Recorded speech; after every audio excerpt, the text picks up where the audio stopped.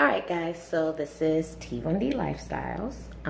Sugar Me Saturday, a little bit late, just had a lot going on. But we wanted to talk about type 1 diabetes and illness.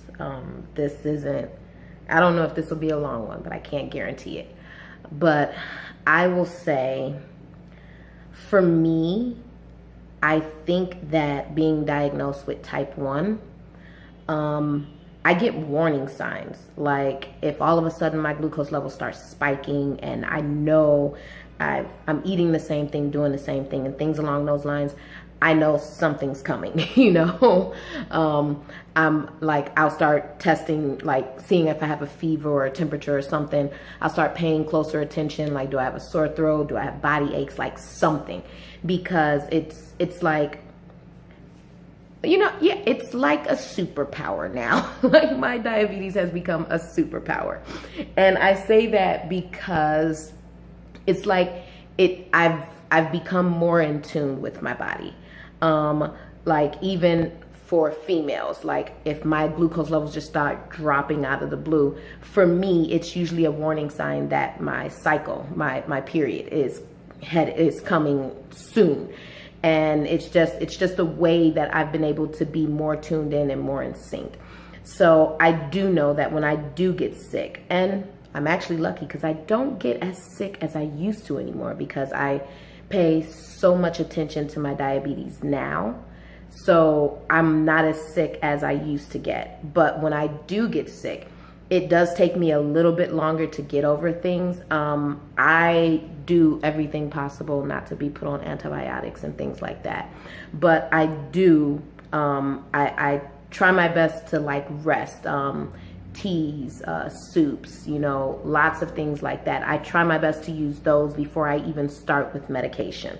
Like this is from like anything from like NyQuil, Robitussin, all of that fun stuff. Like I do my best to just do naturally what I can do. I'm not all herbal and, you know, like I'm not about home remedies and all of that stuff. It's just, I already got to put insulin in my body every day for the rest of my life. So I'm trying to avoid any other form of medication to have to add on to that.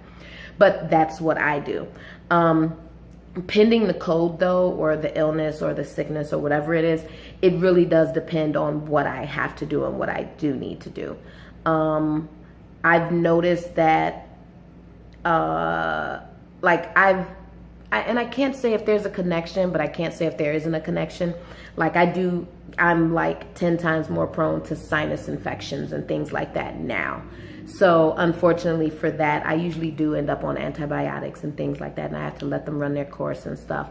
But outside of that, you know, I haven't had the flu. I get my flu shot.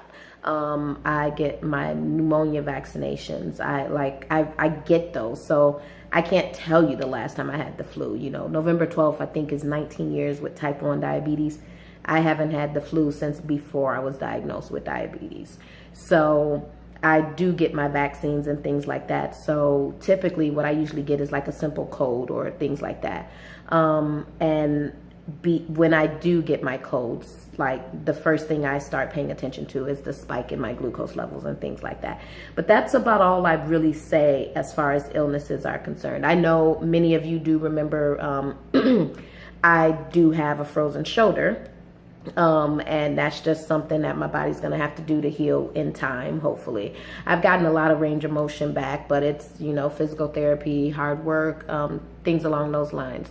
But those are like, I think those are the only illnesses that I've had to encounter. I've had to deal with and stuff like that. So for me, that's my take on illnesses.